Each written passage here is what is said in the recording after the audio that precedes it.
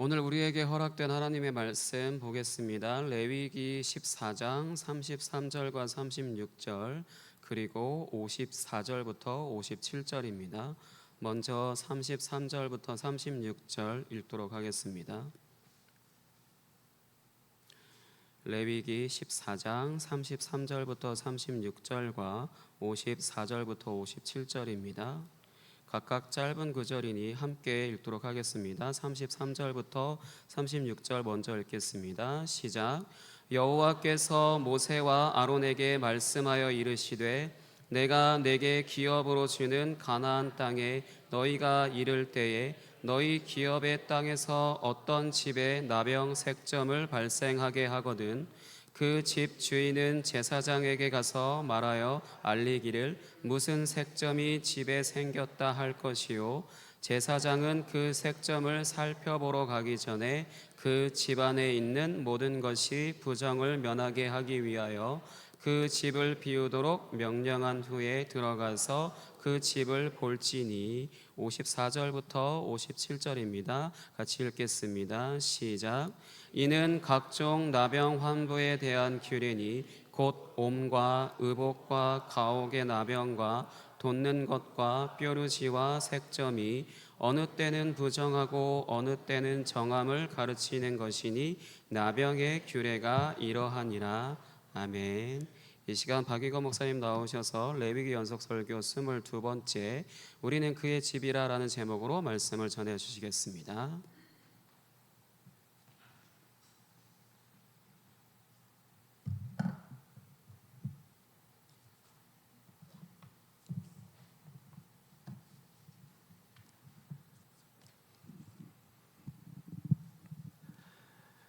네, 거룩하신 하나님의 부르심 가운데 삶에서도 거룩함을 힘써야 하는 믿음의 공동체에게 주시는 말씀으로서 오늘은 집에 생기는 곰팡이에 관한 규례입니다. 먼저 레위기 13장과 14장 전체에서 나병이라고 이야기되는 전염성 질환, 어떤 증상은 실제 사람의 몸에 생기는 피부병이 있고 또 옷과 집에 생기는 이제 곰팡이를 말하고 있습니다. 거룩하신 하나님께서 이제 택하신 백성에게 요구하시는 거룩함이 얼마나 크고 놀라운지 이제 레위기를 통하여서 잘 드러나고 있는 것입니다.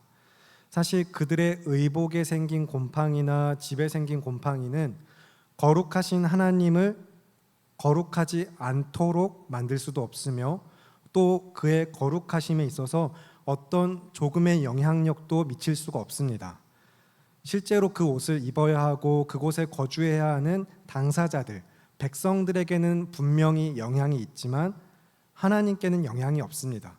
그래서 그런 영향을 전혀 받지 않으시는 하나님께서 그런 것들 하나하나 세세하게 명령하여 말씀하심으로 택하신 백성들에게는 그것이 영향 있는 질환으로서만 아니라 증상으로서만 아니라 그것에 의미가 있게 하셨다는 것이 중요합니다. 그것에 의미를 부여하셨는데 이제 그렇기 때문에 그들 당시 이제 이스라엘만 아니라 오늘 우리의 삶에서도 성도된 우리 모두에게 말씀이 동일한 의미로 다가오는 것입니다. 그러면 이제 33절부터 36절의 말씀을 보겠습니다. 한 절씩 교독하시고 마지막 합독하겠습니다. 33절부터 36절입니다. 여호와께서 모세와 아론에게 말씀하여 이르시되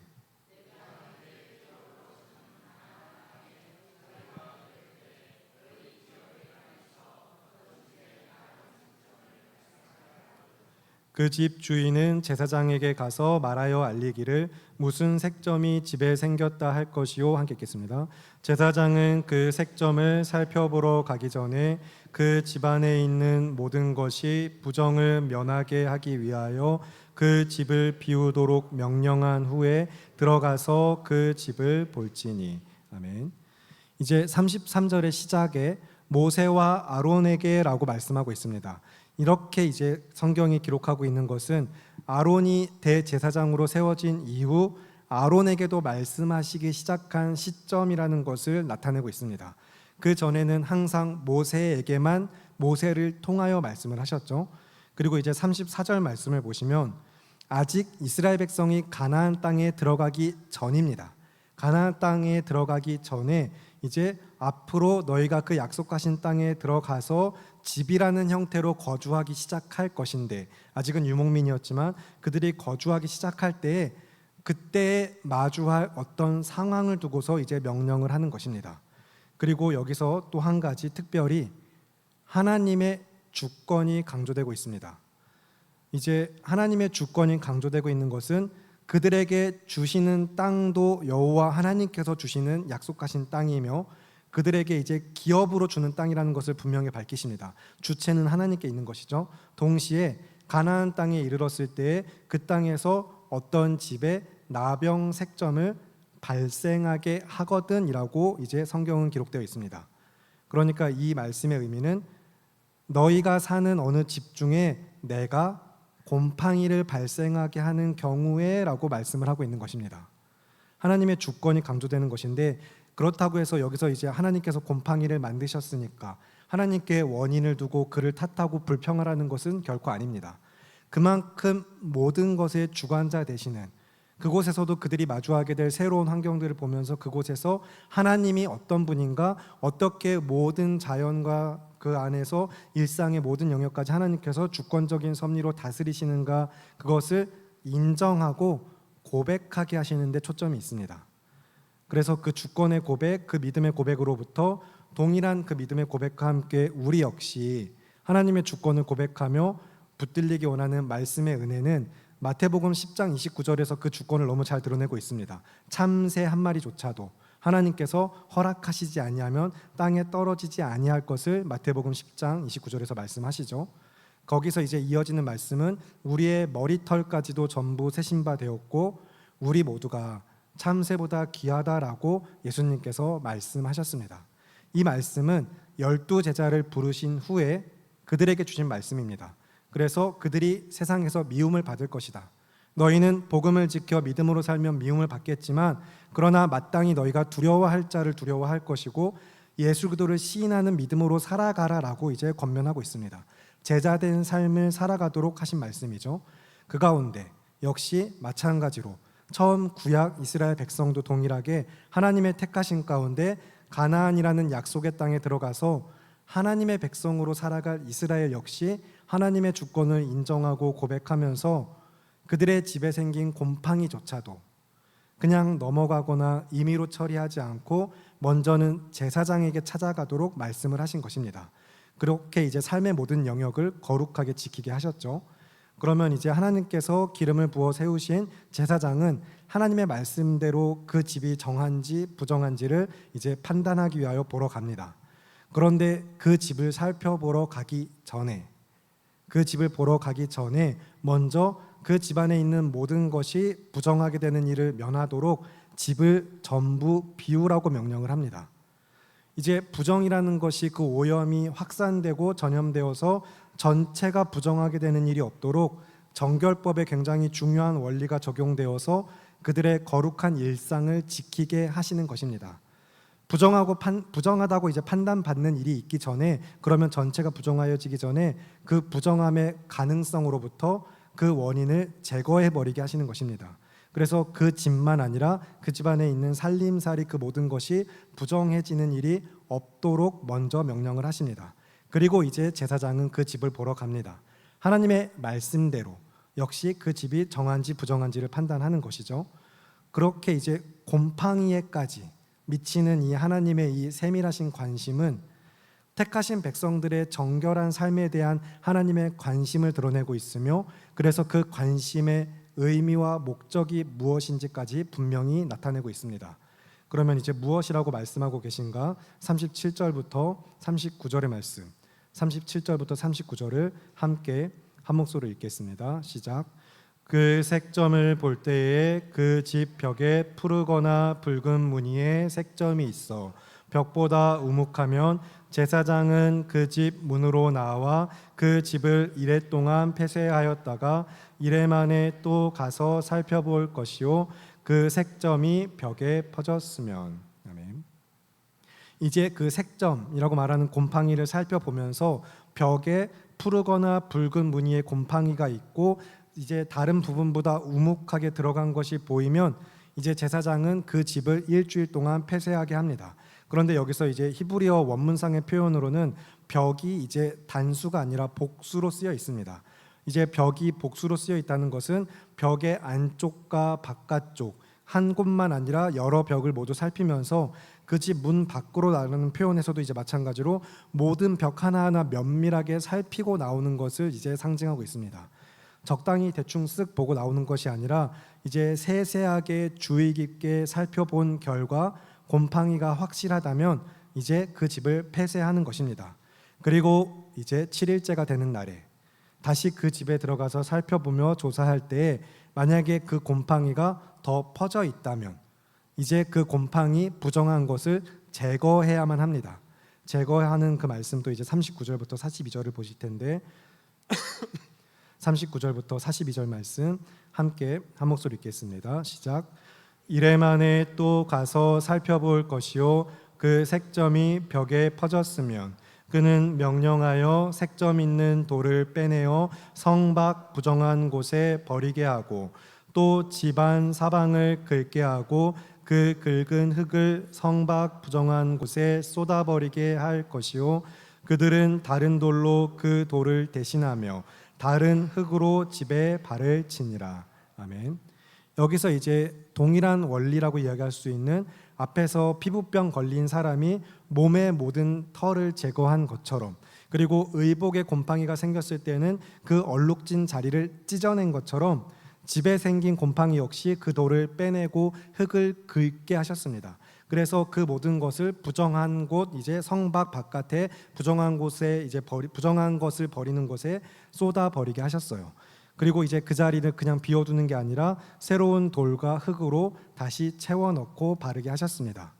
그렇게 조치한 다음에 그 다음에 이제 부정한 경우와 정결한 경우에 이제 판단이 들어가는데 먼저 부정한 경우를 이루는 말씀 43절부터 47절의 말씀 43절부터 47절 교독하시고 마지막 합독하겠습니다.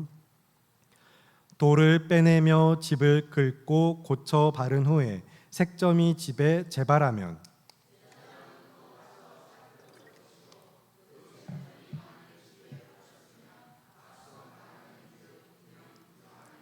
그는 그 집을 헐고 돌과 그 제목과 그 집의 모든 흙을 성 밖 부정한 곳으로 내어 갈 것이며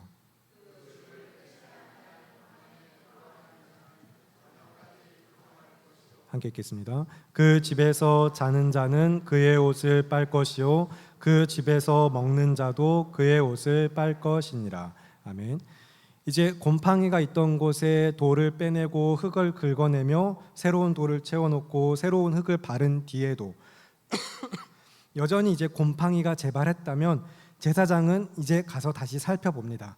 그리고 곰팡이가 퍼진 것이 너무 확실하다, 분명하다 확인이 되면은 악성 나병, 심각한 질환, 전염성 질환 증상이므로 역시 부정한 것이 되고 그 집은 완전히 헐어버려야만 합니다. 적당히 철거하는 수준, 그냥 무너뜨리면 되는 수준이 아니라 전부 헐어서 돌과 제목과 모든 흙까지 전부를 성 밖에 부정한 곳에 버려야만 합니다. 마치 이것은 하나님의 백성이 여호와의 이름으로 나아가는 거룩한 전쟁에서 이방 족속을 모두 완전히 진멸하여 남기지 않는 것처럼 죄의 싹을 잘라내는 것처럼 그 집 부정한 집을 완전히 헐어버리게 하시는 것입니다.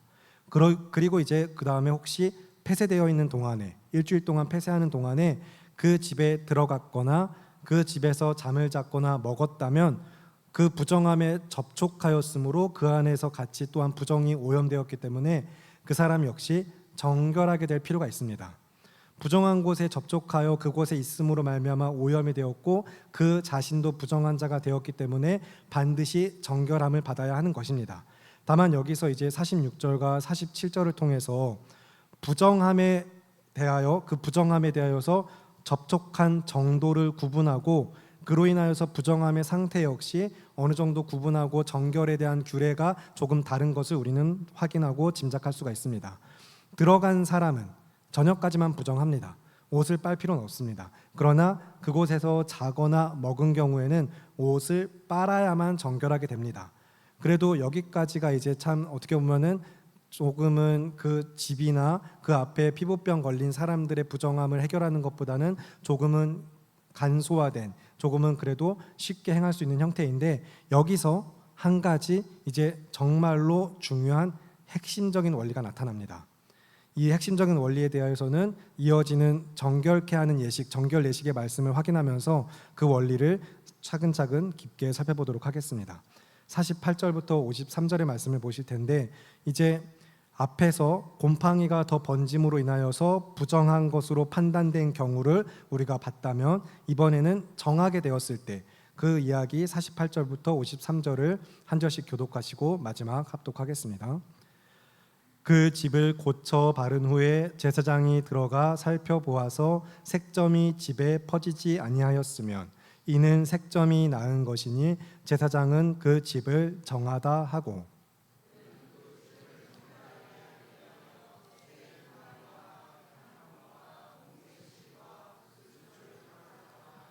그 새 하나를 흐르는 물 위 질그릇 안에서 잡고,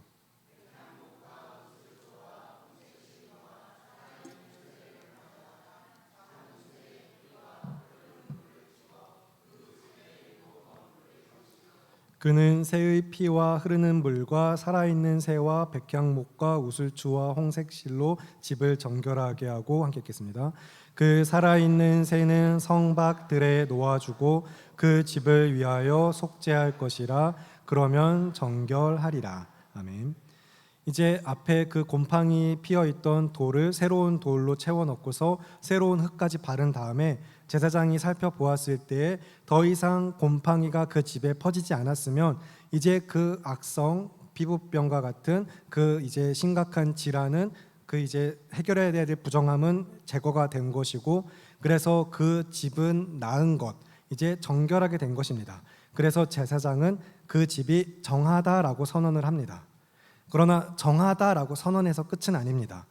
그렇게 이제 정하다라고 선언한 다음에 정말로 정화되었음을 나타내는 의식으로서, 정화시키는 의식이 아니라 정화되었음을 나타내는 정결 예식으로서 이제 제의적 절차를 따라서 이제 피부병 걸린 사람과 동일한 방식으로 이제 이 제의 정결 의식을 행하게 하십니다.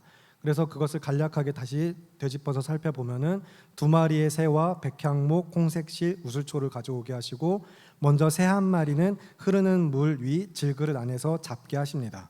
그 다음에 백향목과 우슬초와 홍색실 그리고 살아있는 새를 가져와서 이제 잡은 새의 피 그리고 흐르는 물에 찢게 하시고, 그 다음에는 집에도 7번 뿌리게 하시는 것, 여기서는 조금 차이가 있죠. 그 다음에 이제 마지막에는 동일하게 또 새를 성 밖에 들에서 이제 놓아주게 하십니다. 여기서 이제 중요한 핵심 원리는, 이러한 정결 예식을 통하여서 분명히 그 집의 죄가 씻김 받고 속죄함 받아서 정결하게 되는 것은 맞습니다. 그러나 여기서 이제 여러분이 잘 유념하실 것은, 정결 예식과 제사는 명확하게 구분이 된다는 것입니다. 13장과 14장에서 이제 나병으로 주로 언급되어서 이 피부병, 전염성 질환과 증상으로 이야기되는, 그래서 부정한 것으로 정해야 되거나 제거돼야 될 이것들을 이야기하실 때 의복이나 집에 피는 곰팡이까지, 실질적으로 제사는 피부병 걸린 환자가 정결하게 된 다음에만 드려집니다. 다시 정결하게 되었을 때 그 환자가 이제 회복되어져서 건강한 자가 되었을 때만 제사를 드립니다. 즉 정결 예식은 제사가 아닙니다. 정결 예식이 제사를 대체하는 것도 아닙니다.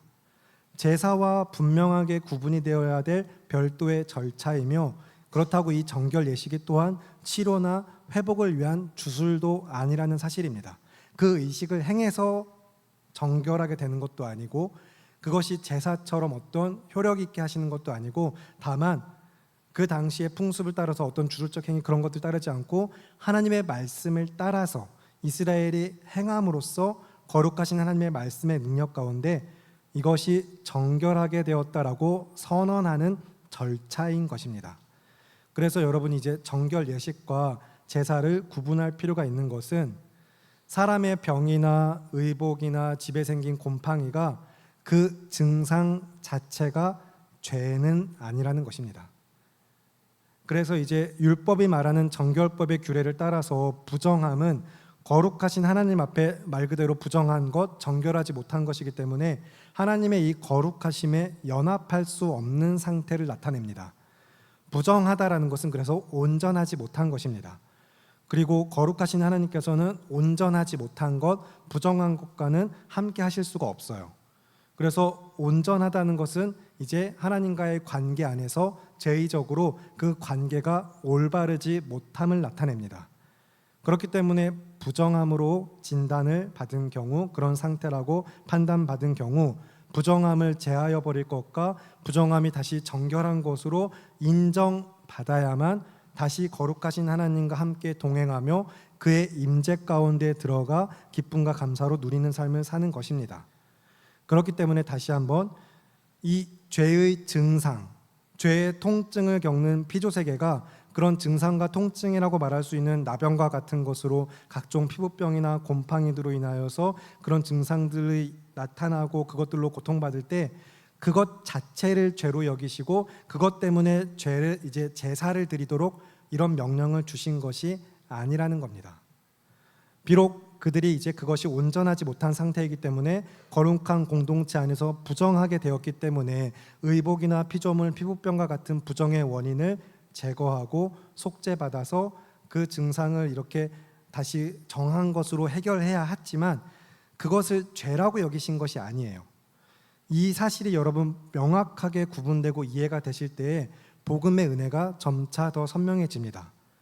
그래서 여기서 기억을 떠올리시면 좋은 것은 지금도 주일 오전마다 계속되고 있는 요한복음 연속설교 가운데 특히 최근에 이제 요한복음 9장을 그 단락을 중점으로 하여서 이 사람이 맹인으로 난 것이 누구의 죄 때문입니까? 묻는 말씀으로부터 쭉 계속해서 요한복음 9장의 그 말씀의 은혜에 온전히 붙들리셨다면 지금 이 의미가 점차 더 풍성해지실 것입니다.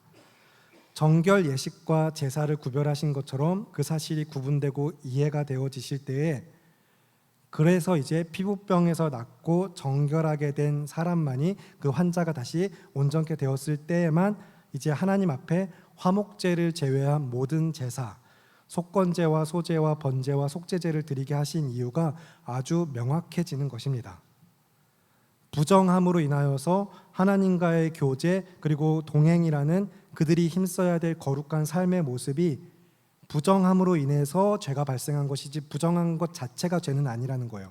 그래서 부정한 것은 정결하게 되어야만 하지만 제거해야 되는 것이지만 특히나 그 백성이 이제 부정함으로 인하여서 죄는 부정함으로 인하여서 하나님과 교제가 끊어졌다는 것입니다. 교제가 끊어진 그 죄에 대한 제사를 드리게 하신 거예요. 그래서 앞에서도 지난주 또 이제 이두성 목사님께서 잘 설명해 주셨지만 속건제를 드리는 이유도 그동안 제사를 드리지 못한 것 때문에 속건제라는 배상의 제사를 책임제를 드려야 하는 것도 그런 맥락 안에서 같이 잘 설명을 해 주셨죠. 그래서 이제 왜 정결 예식을 드려야 하고 이것이 제사와 구분되며 어떤 것을 죄로 여기시고 무엇을 부정하다고 여기시고 그래서 어떻게 우리를 거룩하고 정결한 삶으로 초대하고 계신가 이런 거룩과 정결의 개념이 레위기 말씀을 통하여서 더욱더 선명히 이해되시면서 무엇보다 복음의 은혜가 삶에 더욱더 선명해지시기를 바라고 기도합니다. 그래서 이제 이 모든 규례를 요약하면서 마지막 54절부터 57절의 말씀이 다시 한번 그 초점을 분명히 하고 있습니다. 54절부터 57절까지 말씀 함께 한 목소리로 읽겠습니다. 시작. 이는 각종 나병 환부에 대한 규례니 곧 옴과 의복과 가욱의 나병과 돋는 것과 뾰루지와 색점이 어느 때는 부정하고 어느 때는 정함을 가르치는 것이니 나병의 규례가 이러하니라. 아멘. 그래서 레위기의 시작과 중심이 되는 것 항상 그 원리를 늘 붙들고 계셔야 되는데 거룩하신 하나님께서 택하신 백성인 믿음의 공동체가 하나님과 함께 동행하는 삶을 살아가면서 그들 역시 거룩한 삶을 살도록 주신 규례가 레위기의 모든 말씀들 또 출애굽기에도 마찬가지였고 규례와 율법 토라입니다. 그렇게 이야기되는 이 토라는 그래서 그냥 불편한 명령 그것이 아니라 그들에게 주신 말씀의 은혜입니다. 하나님께서 그들과 함께 사시겠다는, 너희를 살게 하시겠다는 은혜의 말씀입니다. 그리고 그 은혜의 말씀이 우리에게 전하는 바 또한 우리 역시 붙들어야 하는 본질은 이 모든 말씀을 이루신 성취하신 예수 그리스도께 그 은혜가 있습니다. 그래서 성경이 그 은혜를 어떻게 증언하는지 히브리서 9장 11절부터 22절 말씀에서 그 말씀의 은혜를 붙들리기 원합니다. 신약 362쪽, 신약 성경 362쪽, 히브리서 9장 11절부터 22절입니다.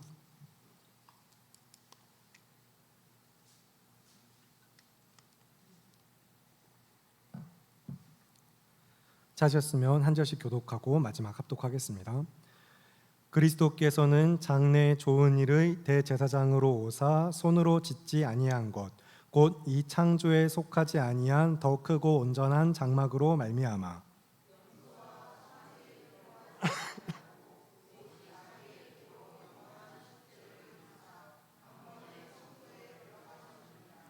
염소와 황소의 피와 및 암송아지의 죄를 부정한 자에게 뿌려 그 육체를 정결하게 하여 거룩하게 하거든.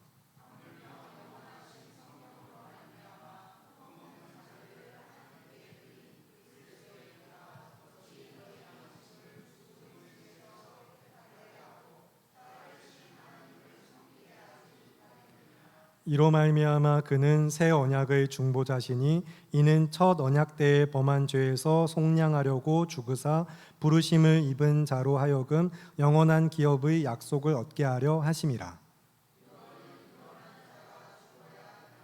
유언은 그 사람이 죽은 후에야 유효한즉 유언한 자가 살아있는 동안에는 효력이 없느니라.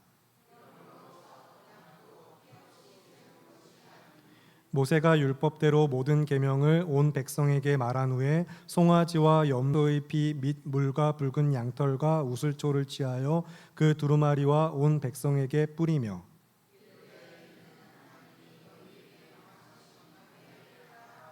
또한 이와 같이 피를 장막과 섬기는 일에 쓰는 모든 그릇에 뿌렸느니라. 함께 읽겠습니다. 율법을 따라 거의 모든 물건이 피로써 정결하게 되나니 피 흘림이 없은즉 사함이 없느니라. 아멘. 이제 그리스도의 피를 통한 구속의 은혜를 증언하고 있는 말씀으로서 이제 히브리서 전체의 말씀은 어떤 천사나 제사장이나 옛 언약의 그 어떤 제도보다 위대하시고 탁월하시며 귀하신 예수 그리스도의 은혜를 증거하고 있습니다. 그래서 예수님 안에서 얻는 참된 안식을 붙들고 그 은혜를 바라며 믿음으로 인내하는 삶을 격려하는 가운데 오늘 우리가 함께 읽은 히브리서 9장의 말씀에서도 특히 우리가 주목하기 원하는 말씀의 은혜는 14절과 15절의 말씀입니다. 출애굽기부터 시작하여서 레위기 연속설교 가운데 정말로 하나님께서 얼마나 거룩하신가, 그 거룩하신 하나님의 말씀과 그 은혜로부터 말미암아 또 어떻게 우리를 거룩하게 하셨고 거룩하게 살아가도록 도우시는가, 그 은혜를 붙들면서 우리가 고백할 수 있는 것은, 그렇게 고백할 수 있는 믿음은 흠없는 온전한 하나님의 어린 양 예수 그리스도의 피가 우리의 옛사람을 죽이고 새 사람 되게 하셨기 때문입니다. 양과 염소의 피 같은 것들로도 하나님께서 정결하고 거룩하게 하셨거든 하물며 흠없는 예수 그리스도의 피로 말미암아 너희가 어떻게 하나님을 섬기지 않을 수 있겠느냐, 하나님의 임재 가운데 살지 않겠느냐, 못하겠느냐라고 말하는 말씀의 은혜에 붙들리시기 바랍니다. 제단에 부어지고 몸에 바르거나 집에 뿌려지고 옷을 빨고 하는 정결 예식 절차를 따라서도 하나님께서는 효력 있는 은혜로서 정결하게 하고 거룩하게 하신 은혜가 예수 그리스도의 피로부터 말미암아 우리 양심에 뿌려지고 우리의 영혼을 씻으며 죄로부터 온전히 깨끗게 하신 것은 참으로 완전한 영원한 은혜인 줄을 믿으셔야 합니다. 일시적인 효력이 있는 그냥 반복되어야 하는 그런 은혜가 아니라 참으로 영원한 은혜입니다. 그래서 도무지 해결할 수 없는 것 같은 죄와 사망을 정복하시고 다스리시는 한량없는 은혜로서 우리 삶에 부어졌고 지금도 부어지고 있으며 영원히 부어주실 은혜인 줄을 믿으시기 바랍니다. 그렇게 깨어져 버린 하나님의 형상을 회복시키시고 무너진 것 같은 하나님의 집을 온전히 회복하신 이 은혜는 우리를 날마다 새롭게 하실 수 있으며 언제나 내 모습 그대로 나를 받으시고 다시 살리시는 참으로 놀라운 구원의 은혜입니다. 그 은혜로 부르심을 받은 자들에게, 성도들에게 성경이 무엇이라고 권면하며 또 우리를 말씀으로 인도하고 있는지 이어서 히브리서 3장의 말씀을 보겠습니다. 히브리서 3장 1절부터 6절입니다. 355쪽쯤에 있습니다. 히브리서 3장 1절부터 6절 교독하시고 마지막 합독하겠습니다. 그러므로 함께 하늘의 부르심을 받은 거룩한 형제들아, 우리가 믿는 도리의 사도이시며 대제사장이신 예수를 깊이 생각하라.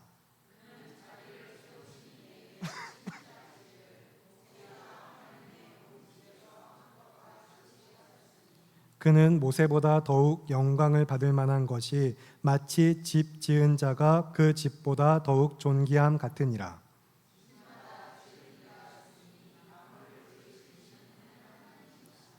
또한 모세는 장래에 말할 것을 증언하기 위하여 하나님의 온 집에서 종으로서 신실하였고, 함께 읽겠습니다. 그리스도는 하나님의 집을 맡은 아들로서 그와 같이 하셨으니 우리가 소망의 확신과 자랑을 끝까지 굳게 잡고 있으면 우리는 그의 집이라. 아멘. 예수 그리스도, 우리의 구주 되시는 예수님을 깊이 생각하시기 바랍니다. 교회라는 믿음의 공동체를 특정 건물이나 어떤 시간에만 아니라 어디에서나 언제나 하나님의 집으로 삼으신 예수님의 은혜를 깊이 생각하세요.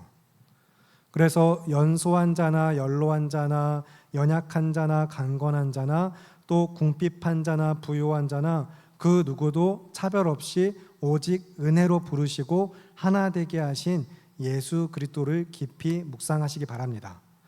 그 연합이, 이 연합이 얼마나 놀라운 신비인가. 나라는 존재를 택하시고 부르시면서 하나님의 처소로 삼으셨고, 그렇게 그리스도의 몸된 교회가 서로 연결하여서 함께 지어져가는 이 은혜가 얼마나 경이롭고 감사한 은혜인지, 또 그 일을 이루시고 인도하시는 예수님을 마음 깊이 생각하시기 바랍니다.